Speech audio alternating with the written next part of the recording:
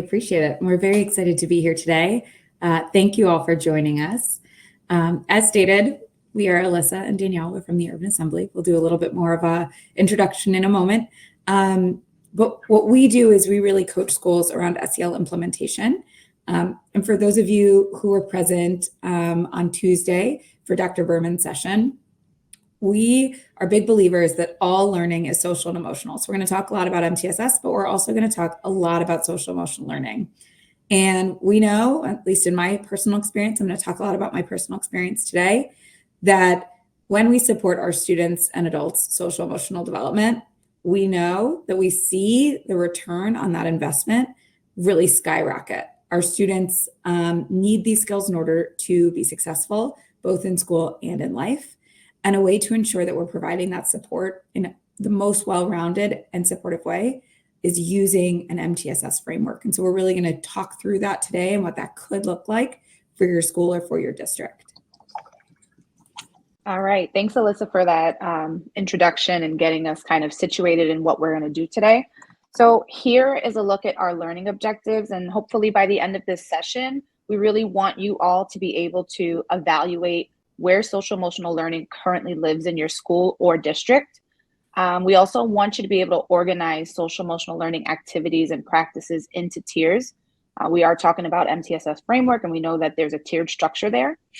And finally, understand how social emotional learning can follow an MTSS approach in order to ensure all students are building social emotional skills. And so, as Alyssa alluded to, we really believe in this universal approach to skill development, not just in our students, but also in our adults. All right. So here's our agenda and how we're going to look to meet our objectives today. We've already done brief introductions and overview of our objectives. We're going to do some norming around definitions of MTSS and social emotional learning. We're going to create an SEL inventory, not necessarily in the session, but we'll provide you with the tools to do so. We're going to talk a little bit about assessment and teaming. And then finally, we'll talk about how you can maximize impact across your school or district. Amazing. And I see that SE also added it in the chat. Please feel free to use the chat and the Q&A. We're going to be dropping links in the chat, so make sure you can access it. And we are going to provide some time at the end for a really open question and answer. So if there's anything that you're wondering, we're really happy to get to those at the end. And if there's any pressing questions, feel free to put those in the chat and we can pause and address those as well. So a little bit more, who are we and what are we doing here and why are we talking about SEL and MTSS? Well, I'll start off. My name is Alyssa. I am an SEL program manager at the Urban Assembly. So in my current role, I support schools and districts across the country in implementing high quality social emotional learning, programming in a cohesive and aligned way. And so that's really what we're focused on today is, truth be told, I've never walked into a school and not seen SEL being taught implicitly. That's what excellent teaching and learning is. However, a lot of the organization around these structures can become more explicit, both for adults and for students, in order to make this happen. The way I got here is sort of a winding road. I was looking in the people category a moment ago to see if any of my former colleagues were here. I started my career actually as a special education teacher in Chicago public schools and moved through the system in Chicago for quite a few years as both a social worker and a special education teacher. So I combined my love for both and ended up working for the district before moving to New York and working at the Urban Assembly. What about you, Danielle? Yeah, so I'm not going to repeat everything you said in terms of your role because my work is absolutely very much similar. The only difference is I don't work with districts. I work directly with schools. And, my path here was a little bit different. I want to say I'm a recent MSW graduate. I graduated in 2019. And I had the opportunity to work with the Urban Assembly as an intern, implementing the program that we support schools implementing. And that's where I really learned so much, not just about social emotional learning, but the role that social workers play and the unique role that we play in providing support in systems implementation. So I was fascinated. I had a great experience, and I was brought on to staff a few years later, and here I am. And we're so glad to be here. We are also now a part of your network. So please, if there's anything that we bring up today that is interesting or you want to learn about some of the work that we do in the schools that we support, I'm currently in, I think in the last 2 years, I've worked in 5 or 6 states. So if you're like, tell me what's happening in another state, you can always reach out to us. We've included our LinkedIn information at the end of the presentation. So we are really happy to connect. A little bit about what we're doing here. So I kind of gave you my very abridged path of my career, but I wanted to pinpoint a specific experience in a specific school year that really is the reason why I'm sitting in this session today. And so you'll see a picture of me. This is on the first day of school in 2016. I was teaching 4th grade in Roseland in Chicago. And at the time, this building was a 4 through 7 building. And I was the 4th grade teacher. So my students were entering our school for the very first time and coming into my class. And it became clear right off the bat that a couple of my students really struggled in a variety of areas. And there's a particular student that I keep in mind when I'm thinking about the power of MTSS and really supporting students through that lens of SEL, but also making sure that we're supporting them with this sort of evidence-based backing. And so that student, his name is Timothy, and he struggled immensely with self-management. He had trouble managing his really big emotions, which as a 10-year-old, I think you've probably seen in many settings. And he would often have outbursts in class, in the hallway. And I had a degree in special education, but I was actually teaching a general ed class. And so my first wondering was like, could this be a manifestation of a disability? What's going on here? How do I best support this student? Or is it possible that the student just lacked age-appropriate skills that they needed? And when I first noticed this, I was like, okay, I'm going to reach out to the family and just learn more about my student and about their background. And one thing I learned when I spoke to Timothy's parents is that he went to a neighborhood elementary school where, as luck would have it, he had substitute teachers in 1st, 2nd, and 3rd grade.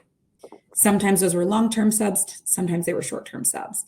And what became clear to me is that because of this experience where there wasn't necessarily continuity and a ton of high-quality SEL instruction taking place in his classrooms leading up to 4th grade, there's a chance that he could really benefit from MTSS.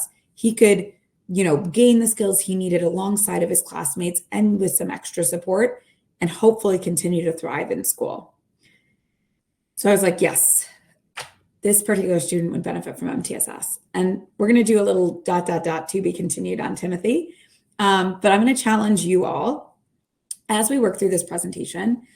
Think about a student or a friend or a colleague who you think might need additional social emotional support, or perhaps they lack a skill that might be really important to their functioning in a certain area. What would this student or person benefit from additional instruction or support in? And we're going to kind of return to this as we move through, but it's important to think like this is a very specific ask because we know lots of people in our lives who do very well in some areas and struggle in others. I know when I was in elementary school, I didn't receive direct instruction around SEL, and I wish that I had. I think my skills would be in a really different place today had I had that. So I'm thinking about that as I move forward. I'm going to think of Timothy, and I will share his story a little bit later on and where we went with him. Now, we are all attending a summit with MTSS in the title. So I am not going to spend very much time on this slide.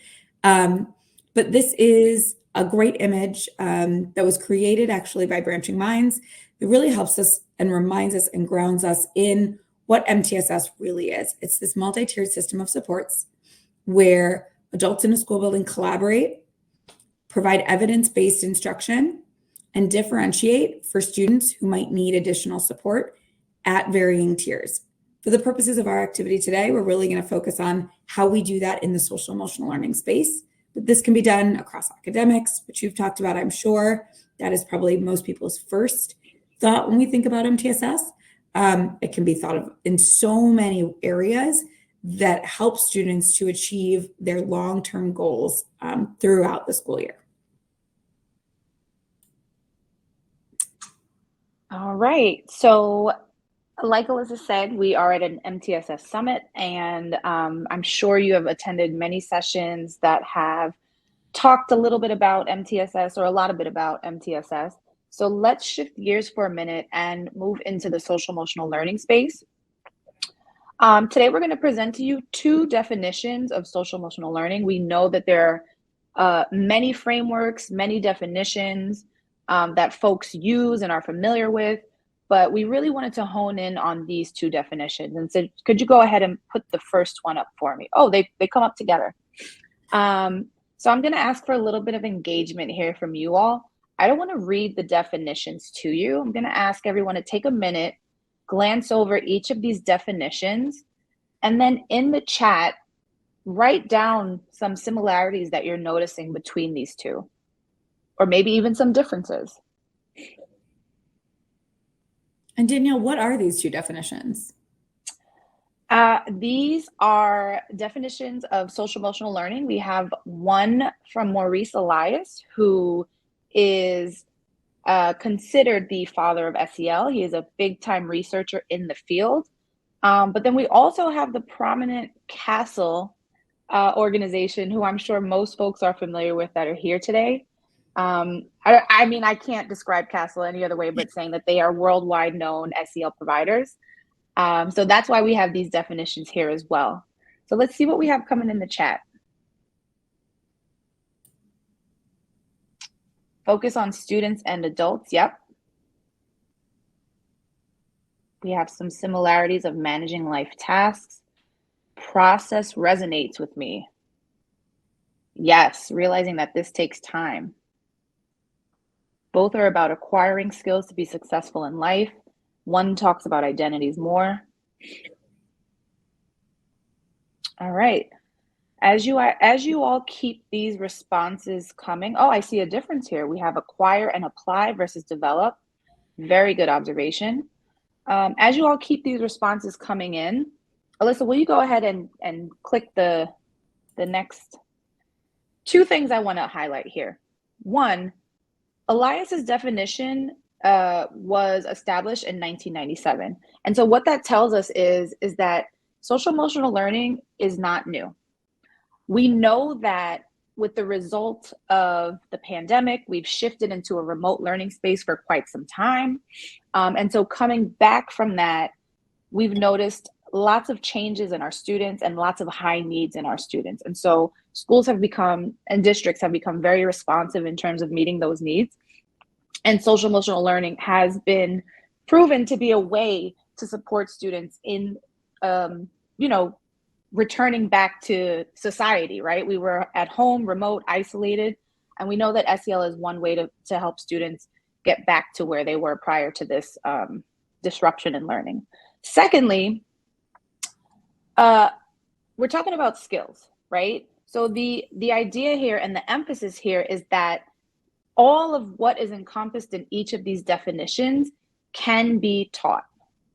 And so as we move into the next slide, we want you to think about, in your experience with social emotional learning, with the different frameworks that there are, really think about what words, skills, phrases, competencies stand out the most to you.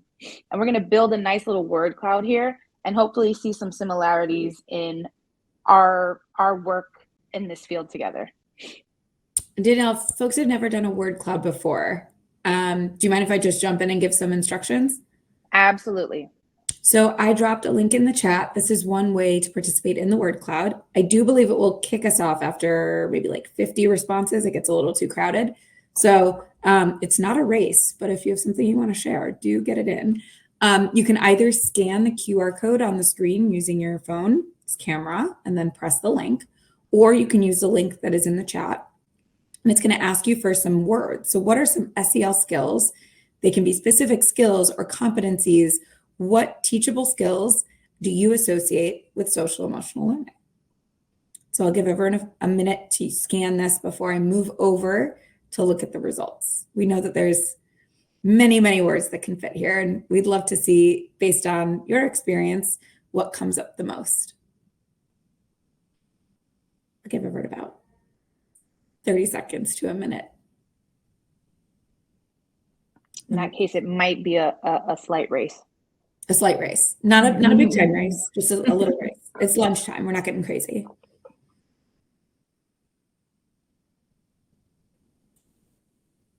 All right, I'm going to switch my screen. If folks need to enter, the QR code will disappear, but in the chat, you will still be able to access the Menti. All right, now let me share my screen with the results. All right, let's look at this. How do I make this so much bigger? Present, there we go. It's like, I know it can get big. 70 responses, amazing. Look at this. Wow. This is so cool. What are you seeing, Danielle? I'm seeing a lot of empathy, a lot of self-regulation, self-awareness, Yes. communication. The bigger the word, that means more people have put that word in. So as you're seeing, there are a couple of these words that feel a little bit bigger on the screen. So that's self-regulation, empathy, self-awareness, communication. Those ones we saw the most frequent responses to, but there's tons of words on the outside too that I want to highlight. Managing feelings, self-management. Ooh, they're moving around. Problem solving. This is so cool. Self-advocacy, conflict resolution. These are all teachable skills. So you guys definitely took this and ran with it. I'm seeing some that are competencies in different frameworks. So for example, self-awareness is a competency, that's one of our large ones here, right? Is a competency that we see in CASEL's 5. There are many frameworks. And one thing we'll share with you before we move on to is a way to examine all those frameworks together. But I am loving what I'm seeing. Are there any other ones that you want to bring up, Danielle? I see relationships and building relationships. So I think that there's a key difference there, right? You know, we talk about skills to build relationships, but also skills to maintain them. Absolutely. I'm trying to see what else. There's just so many. I know. And tolerance. These I are love that. all teachable skills. This is so great. Yeah. Mm-hmm. I'm loving what I'm seeing. And so you all can have access to this just the way I think just the way that you accessed it before. I can also see if I can take a picture and share this.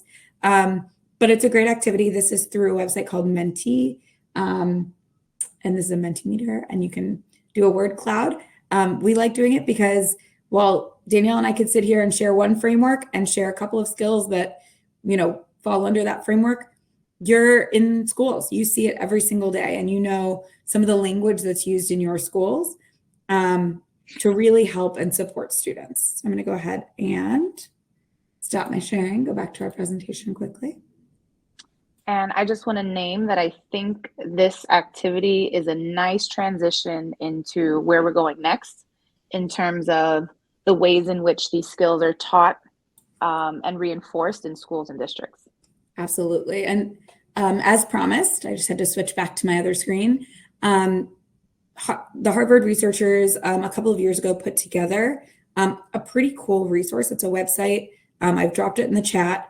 And it really exhibits sort of the most popular frameworks for SEL. We know that there's so many. Danielle and I were talking about like SEL maybe needs like a marketing manager to think about branding because there's just so many different things, like so many different definitions, so many different competencies, so many different frameworks and programs.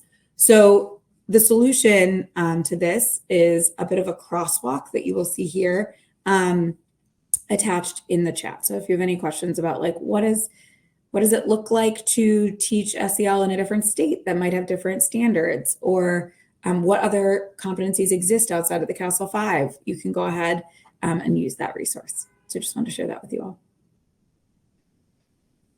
Now, a very familiar analogy when we talk about MTSS is an umbrella.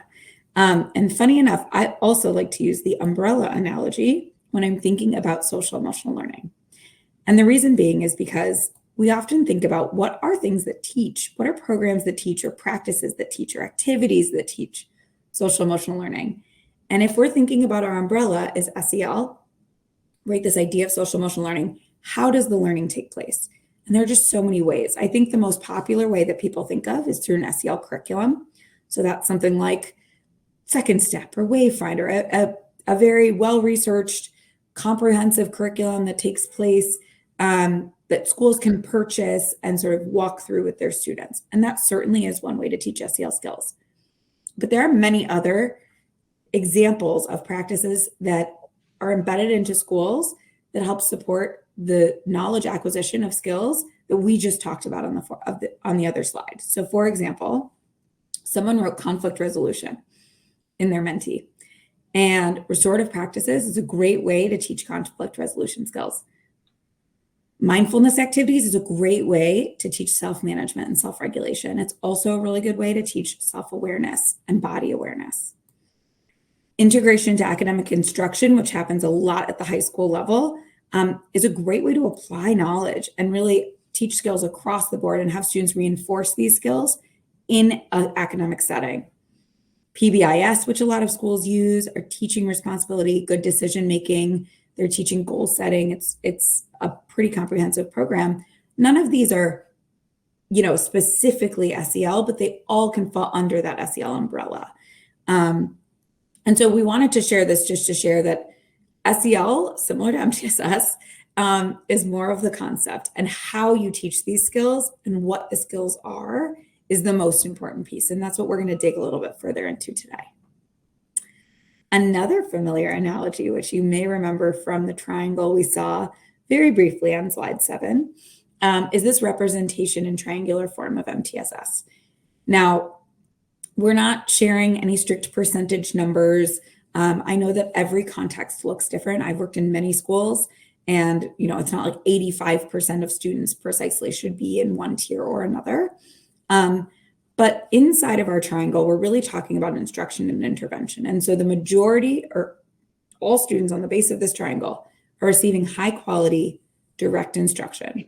We can't assume students are acquiring these skills. It's possible that they're not, or they're acquiring skills in a different way, or they're using language in a different way. If we want to norm around teaching social emotional learning, it's important that we start from a base of all students being taught social emotional skills in a high quality way. From there, you'll look outside the triangle, and outside the triangle, we're really talking about assessment. How are we using assessment to inform our decision making? There's a problem solving process that takes place throughout MTSS, and how are we using data in order to inform that problem solving process? So there's sort of two really important pieces of data that you can see coming from the outside of the triangle. The first is a universal SEL assessment. So how are we assessing all students to learn what skills are strengths and relative areas of need? How do we best support specific students based on that result? And we really want to think about how can we be strategic about what that assessment is. And we'll talk about that a little bit more in a few minutes. With those assessment results, plus teacher intervention and teacher knowledge, plus a strong team, which we're also going to talk about, we will then elevate some students into our second tier, where they'll receive research-based targeted instruction to match their needs. We know about these needs both from referrals, from assessment data. Different schools use different processes for evaluating those needs and grouping students to receive intervention. Throughout this time, students are being progress monitored, sometimes using the same SEL assessment, sometimes using a different one, in order to assess, are students progressing when they receive this research-based targeted instruction? If they are, that's excellent. Then they no longer need a tier 2 support. They might just come back to the general education setting to receive their tier 1 high quality instruction like everybody else. Or if they're continuing to struggle and might need intensive additional support, a couple of students might graduate to get those tier 3 supports, which are the very few students who get personalized plans that help to support their needs. Now, this is just a very oversimplified triangle describing the process, but we want to provide you with a resource that can help you yourself and your school stay organized around what actually falls under each of these categories. So I'll go ahead and I'll flip my slide. But Danielle, let me know if you would like me to pull up the actual example as well of the sheet. Yeah, I think if you pull up the example, folks can see it better. And as Alyssa is doing that, I'm just going to talk you guys through it. So on slide 10, Alyssa talked about social emotional learning as the umbrella with many different supports and activities that fall within or under the umbrella and how those contribute to social emotional skill development. So what we're going to do here is actually take those program supports activities and organize them around an MTSS framework, right? So let's say, for example, in this example that we have here, we have a morning meeting. One, we've identified what the support is. Two, we've identified which tier of support it falls into. So is it tier one, which is universal? Is it tier two, which is that more targeted support? Or is it tier three? Now, I want to make a note that sometimes some of the supports can fall within multiple tiers. So just really think about that when you're inventorying the different activities under your current SEL umbrella. Did I do that good? So that's the first column. You're going to take your supports and activities and put them in the appropriate tier. Second, you're going to name what SEL skills or competencies are being taught and or assessed through this practice. And then finally, we want you to provide the evidence that can back up what you said in column 2. How do you know that morning meetings are supporting students with self-management? What's the evidence? And Alyssa alluded to this a little bit, but part of that could be assessment. All right, but we want you to get creative. We want you to really think about practices that you're already doing, supports that you already have in place, but perhaps they aren't organized in a way that's going to help you support students in a better manner, right? So what is universal? What are some targeted supports? What are some tertiary supports? And then you just complete that exercise and you'll have a resource to help you meet the needs of your students. Yeah, this is an inventory. So for me, this is something you can do anytime in the school year to sort of pause and take stock and say, what are we already doing? It can also guide conversations around, well, what's missing from this list? And this list can be pretty exhaustive. So right now we have just morning meeting in here. I would imagine that there's quite a few activities that are going to be listed under tier 1. And it can be different for different grade levels, but it should be touching most students if it's under the universal supports structure. Similarly, with targeted supports, there might be lots of different targeted supports that you offer throughout the year. So you're going to want to list all of them in an exhaustive way so you can really capture what already exists at our school, what social emotional skills are being taught specifically. That's a very important part of the activity. You want to match those two. And how do we know that we're teaching those skills that we claim that we are? I'm going to stop sharing, but I did share with you a forced copy of that spreadsheet so you have access to it if you need it. And if you have any trouble gaining access, please let us know. All right, just get my screen. All right, just referencing the chat. I'm not sure if you can see this, but we're already getting some love on the resource. So we're very happy to provide that for you, Lloyd. Yeah, and some schools or districts actually request menus of intervention. This is just one way to organize it. It's also a thought activity. So it's both one way to keep your stuff organized, but also go through the process of linking specific social emotional skills, which I think is oftentimes what's missing as we inventory our activities. Yes, absolutely. All right, so now we're going to the assessment piece. And so as Alyssa stated with her beautiful reference of the MTSS triangle, part of that work is implementing assessments. And so one way that we know whether or not the supports that we've identified are working is through assessment.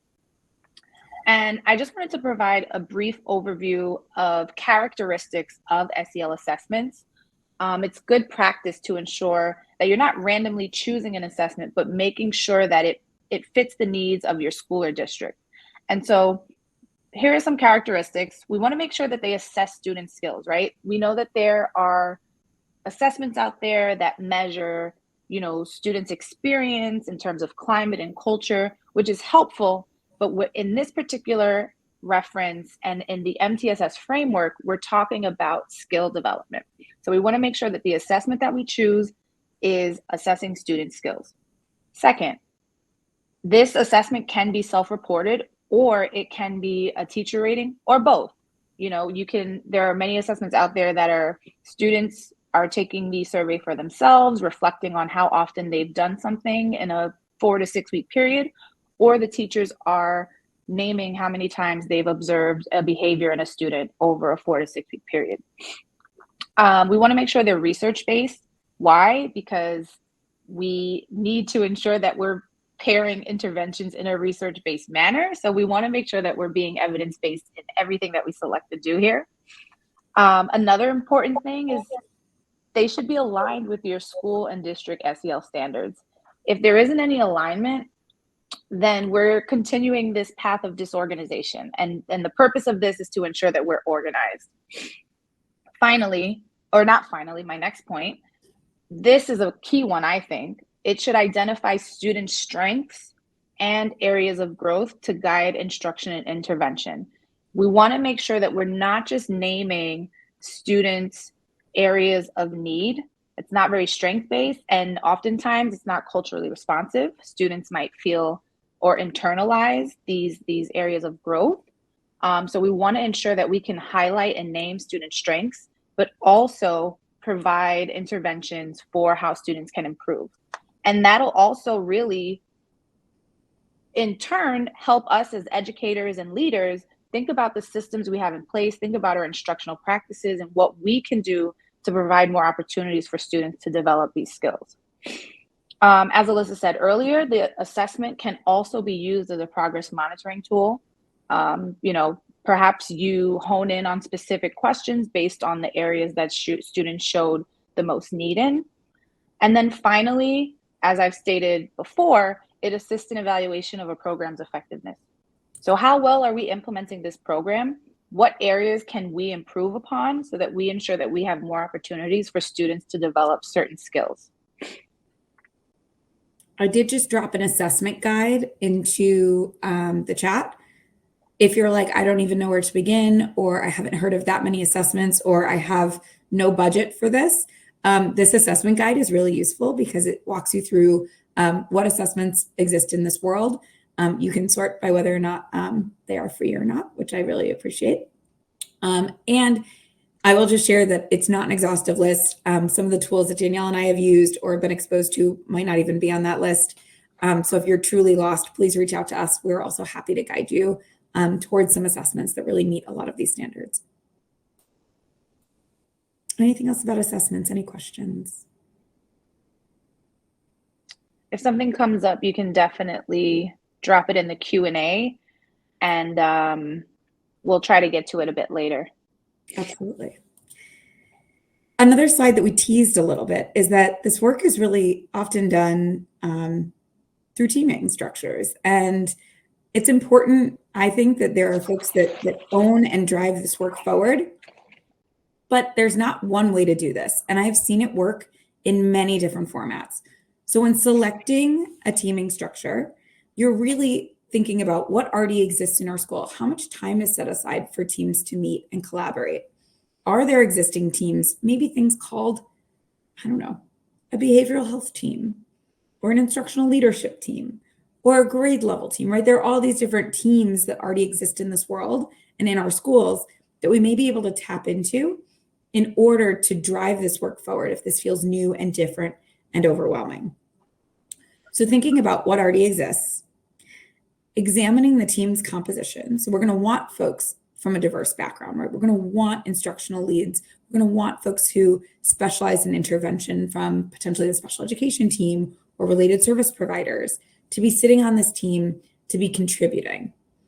But if you can see on the right-hand side, there's sort of two different main functions that I've seen. There's either one whole MTSS team that really looks at this work, can be an SEL team, just an MTSS team in general that looks at MTSS, academically, social emotionally. There's lots of different ways to name that MTSS team.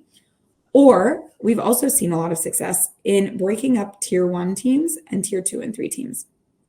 And the reason why, my advice would be to keep one person consistent on both of those teams, and maybe tap in leadership as well. But a tier 1 team is really ensuring that the direct instruction is happening at a high quality across the entire school, that assessment is happening across the entire school. So that's at the universal level. That might require different participants than a tier 2 and 3 team who are really focusing on how do we best intervene with students and track their success as they move throughout this process. You'll want to think about meeting frequency, and that, of course, is often dictated by school schedules. Accountability is a really important piece that I think people forget about. There should be agendas. Everyone should be shared on them. There should be ways to evaluate the team and the success of the team and reevaluate the team over time to ensure that the participants who are on the team are the right people to be there and that the team is being constructive and using their time wisely. And another very important consideration is how are you collaborating outside of the team and communicating with folks across the school to all norm around these important processes. It is not like only people who sit on an MTSS team should know what the interventions are. And we're going to talk about what that looks like when we're thinking about some of the most important things that contribute to success of these programs. Now, okay, I got to stretch. This is like a big part of our session. Here goes. The moment you're all waiting for, my boy Timmy.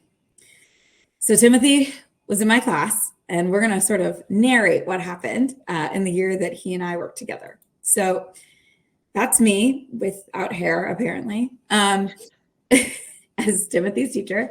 I had the absolute pleasure of not only being the 4th grade reading teacher, but also teaching a boys SEL class. So at the end of the year, at the end of each day, we would separate students out by grade and in this particular school by gender, which is absolutely not necessary.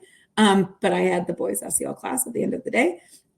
And we had a curriculum that we followed, and I provided high quality SEL instruction at the end of each day for 30 minutes to all of the students in the 4th grade. We also administered an SEL assessment. In the case of this particular school that I worked with, they used the DESA. So we administered the DESA across the board to across the school to all students that we taught. I had the immense privilege of sitting on the MTSS team at my school.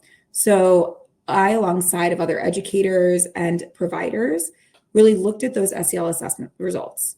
When we received those results, it became pretty clear that Timothy was struggling in not just the area that I had highlighted. So just self-management, not quite. Also, he struggled in self-awareness and a few other domains as well that were clearly highlighted. So not only was he being referred by a teacher, which was me, because I had noticed some of the struggles he was having, it was also matched with very specific assessment results that could help guide how we chose to support him.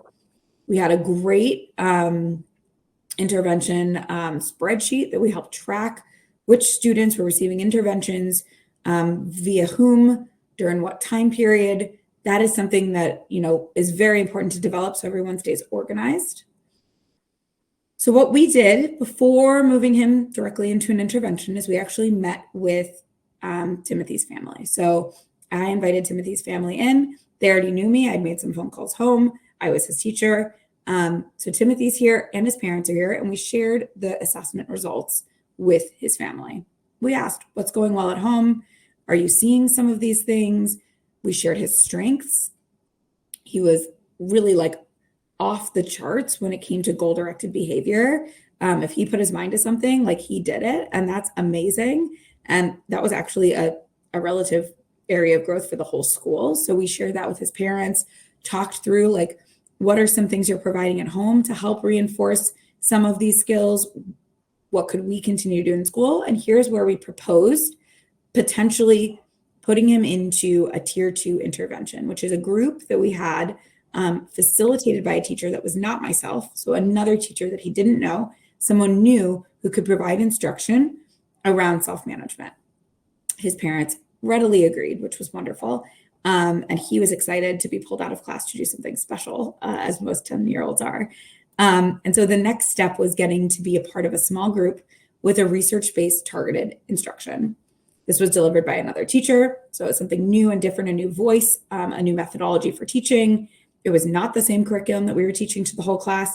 He had this opportunity to potentially catch up, which was great. Then, after 10 weeks, because our cycles were 10 weeks, so he was in this class for 10 weeks. After he did the small group for 10 weeks, we gave him a progress monitoring assessment where Timothy took the assessment. Specifically, it was asking about the skills that we had been teaching to see whether he had made some improvements. Our MTSS team met again. So me and my brilliant colleagues got to sit down. We looked at all of our charts. We looked at all the assessment results. And we noticed that many students who were in Timothy's small group really had done a great job. He had made some progress, but unfortunately not enough. And we believed that he could continue to benefit from intervention. Since that same group was not going to be offered for the next 10-week cycle, he actually received support in a different way. So once we examined the results, we said, all right, Timothy, here's the thing. We don't have this group again, but we really want to make sure that you're learning these skills. You've made some progress, maybe not enough, but we've seen the progress that you've made. Would you be open to receiving some one-on-one support? And he shared with me that he thought that was awesome and he absolutely wanted it and it seemed great. So our next step was actually providing him a very targeted, a very specific, a very individualized plan for developing these skills. Lucky for us, this was something that Timothy was really open to participating in. And as a result, he acquired a lot of skills and knowledge. And after this sort of tier 3 experience and having this support provided to him, it was very clear that he was catching up. So this lagging skill he had was really one that was being addressed. We often see, and what we saw with him is not only was the skill of self-management, which we really targeted, right? That self-regulation piece, that was working, but also he was growing in some of those other areas like self-awareness and connected relational, social management. We were seeing him grow in all different areas because of these opportunities to practice. So that was really great to see. This story is one unique story of one particular student. It does not always work out this beautifully, but this is what the story is, sort of taking you through how to use all these tools we talked about, but also my personal experience of like, what am I doing here talking to you?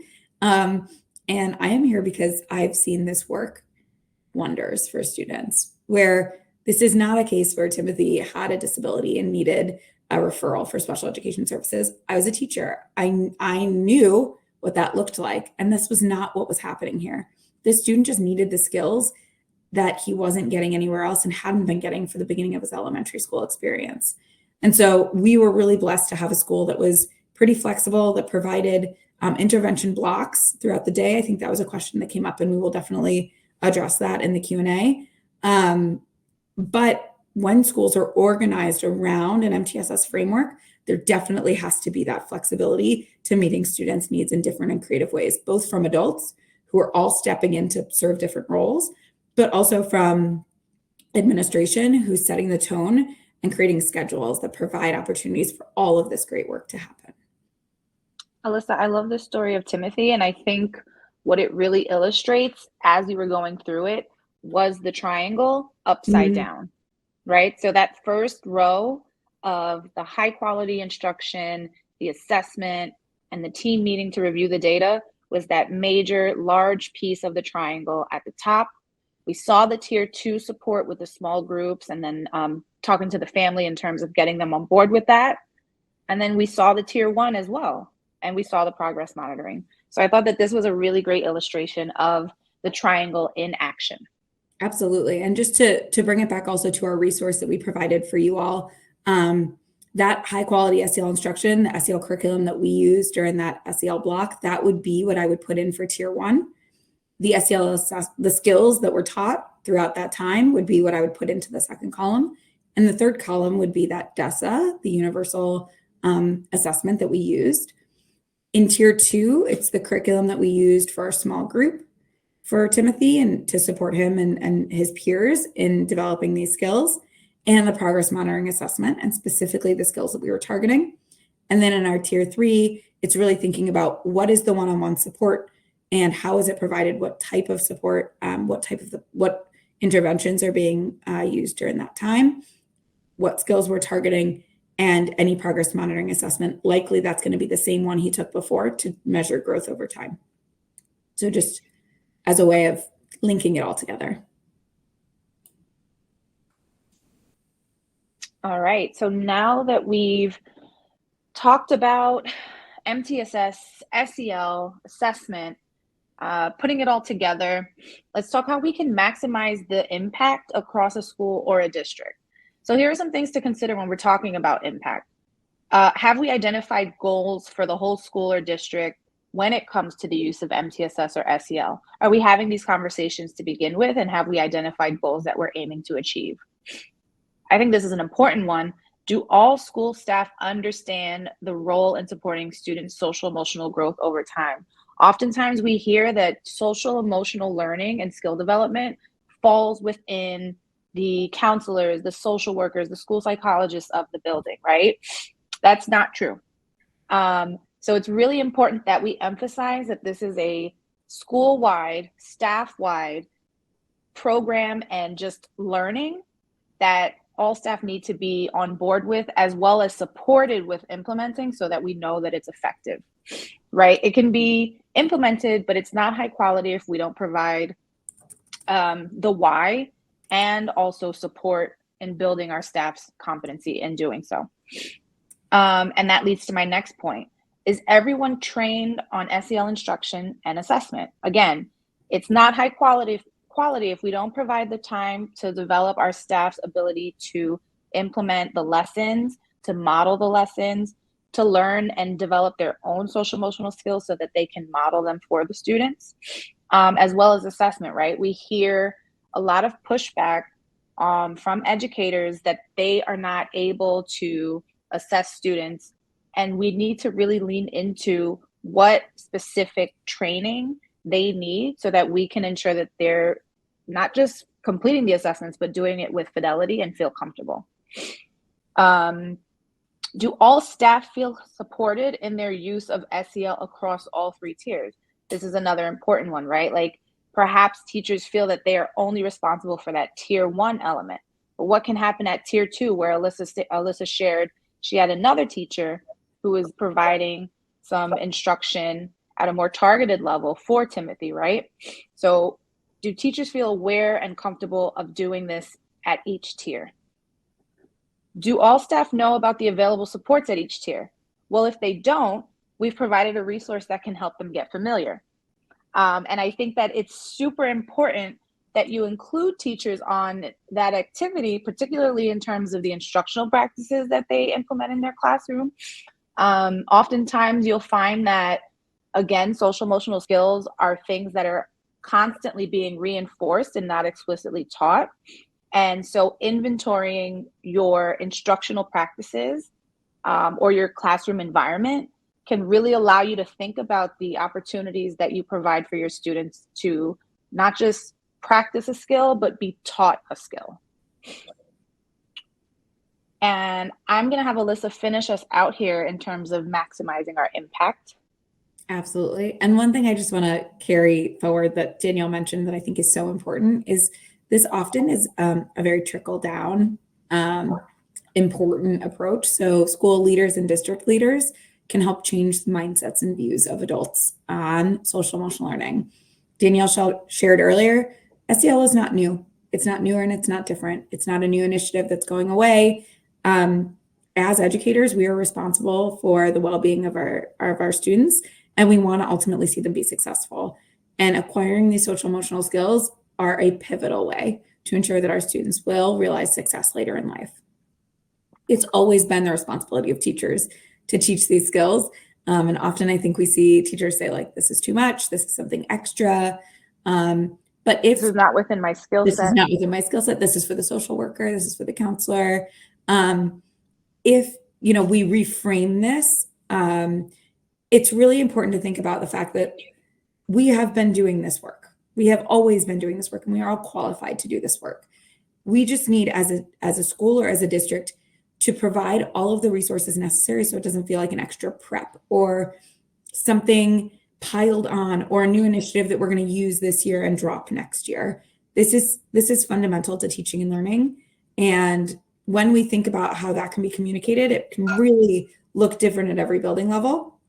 And so in my work in districts, a couple of things that are really important to think about is that social emotional skills are taught pre-K through 12. We go into schools all the time, Danielle and I, and like we see excellent SEL instruction up until like 5th grade. Like they've got like morning meetings, they've got checkout circles at the end of the day. They teach social emotional skills. They do teachable moments in all their classes to ensure students know what a turn and talk is and what skills they're using. There are posters everywhere. Oh my God, we love the posters, but sometimes it's a lot. However, in that middle and high school, sometimes there's a drop off. Some schools don't have things like advisory or dedicated time for students to learn.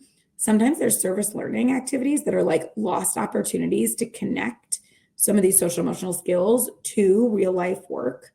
And so it's really vital at the district level to ensure that the same skills are being taught in 3rd grade, in 6th grade, in 10th grade. But the way that those skills are being taught and the expectations on our students change over time. Similar to teaching math, I was a math teacher, so I'm a little partial. Similar to teaching math, and I was talking to Danielle about this, teaching fractions is a skill. Teaching the addition of fractions is a skill. We might start doing that in elementary school, but that doesn't mean that we never see fractions again. We see them again in many forms later on, and we need that strong foundation, but then we up the ante, and that needs to be done in the same way with social emotional skills. Solving problems amongst peers looks really different when you're 10 than when you're 16. And the problems and the decisions you have to make when you are in 2nd grade look really and feel really different than when you're in 8th grade. And so this work needs to be done consistently over time, and it needs to be aligned, and it needs to be continuously referenced and supported over time. And that's part of the work that we love doing, is like, how do we make sure that schools are really thinking through all of this in a mindful way so that not only do students feel that learning happening, but adults can see the cohesion and that everybody understands why it's aligned the way that it is. And I just want to add, and I don't know if this was explicitly said, but we know that this is happening in schools, in districts. Mm-hmm. Oftentimes, what is missing is that cohesion and the ability to identify what we're doing, how it's contributing to student social emotional growth, and how we continue to assess and get better. And so by implementing SEL via an MTSS framework, you're given language, you're given next steps, you're given opportunities to progress, monitor, and assess. And so it really takes away the guesswork because you're identifying things that you're already doing and may not have been aware of and how they contribute to skill development. And now you can be more intentional in language use or in specific practices, activities, so that you know where your students need opportunities for practice, and you know what practices can elevate opportunities for students to display those skills. Absolutely. And Danielle, that was beautifully said. The only thing that's worth adding is this work is being done, and we see it being done, and we're celebrating it being done. And oftentimes what we do is we just come in to highlight all the amazing work that's being done. When we treat SEL like skills that you can teach, learn, and assess in the same way that we do academics, and that's what's so beautiful about MTSS, is it's the same framework. We really have the same conversations. We use data in the same way. Then we can explicitly show growth. And I think a lot of teachers and educators in general get excited about showing growth in all ways, right? I was a special education teacher. Part of my job was making sure I knew every day how I was helping my students. Some days it was looking at their test scores. Other days it was something else entirely. And this was the something else entirely that I didn't really know how to put into words. And so, to wrap us up, Today, we really set out to do three important things. We wanted to help you to evaluate where SEL currently lives in your school. So hopefully the tool we gave you can help you do that and organize SEL activities and practices into tiers. And then really think about how SEL can follow this MTSS approach and focus around those skills, social emotional skills, the ones that we talked about, the ones that are teachable, the ones that are really positively framed. And now we wanted to provide the last couple of minutes, one, so that you have our information if you would like to reach out, but two, to answer a couple of questions. And I see two that are in the Q&A chat. And Danielle, would you mind if I just took on the first one really quickly? Sure. So Dorothy, thank you so much for your question. You are asking about a specific SEL assessment. And the BMIS, from what I know, I actually have not seen the questions. One thing I just want to highlight is we sometimes conflate behavior and MTSS, or I'm sorry, and SEL. Behavior is communication. So our students are communicating something to us. The fact that the BMIS has behavior literally in the title would make me scratch my head and just ask, are the results giving us enough information to know what skills students need, not just highlighting what they're communicating to us through their behavior. So that's just a distinction that's really important. It does also say that it sort of tackles like behavior and SEL. I would go in with a critical eye and just say like, is that what's happening? And if it is, great. It does look evidence-based, which is one of the things that we like to highlight. So I appreciate your question. I know that's not like a yes or no answer, but that's just because I've not used it before myself. But I did just want to make that distinction that when we're thinking about behavior, that's often in a totally different bucket. Behavior is a way that our students are communicating with us. Behavior is a symptom. It is not the cause of anything. You know, I consider myself a behavior scientist, where I take out my magnifying glass. I'm like, why is a student doing this? What skills might a student not have that we can teach that would help enforce, something, reinforce something that would prevent behaviors in the future? So just a different way of looking at it. I want to address Kara's question. Mm-hmm. Does the platform contain an SEL assessment that can be used school-wide for high school students? Kara, if you wouldn't mind just letting us know which platform you're referring to. Oh, I think she means Branching Minds. Okay. Yeah, so the Branching Minds platform does contain the SECA, which is a free student self-assessment, and it can be used in high school. So, and we have a lot of resources about that. So if you just look up Branching Minds SECA, that should pop up for you. So yeah, but I believe the Urban Assembly and the work you do kind of covers many different SEL assessments. You're not just restricted to one. Correct. You work with schools that use different types of assessments. Yep, for sure. We use lots of assessments, lots of curriculum. So if you're ever at a loss, one of the benefits of us working in so many places is we get to see so many different things. So yeah. And our role in particular is, I want to say, as implementation specialists, if I can. And what we understand is how to coordinate all of the things under the SEL umbrella. Absolutely. I do want to be mindful of time. It is 1:15. If folks still have questions, if they're still coming in, if I saw some questions emerge in the chat and not move over to the Q&A, we are happy to reach out and talk. I'm sure folks at Branching Minds would also be happy to connect you to us.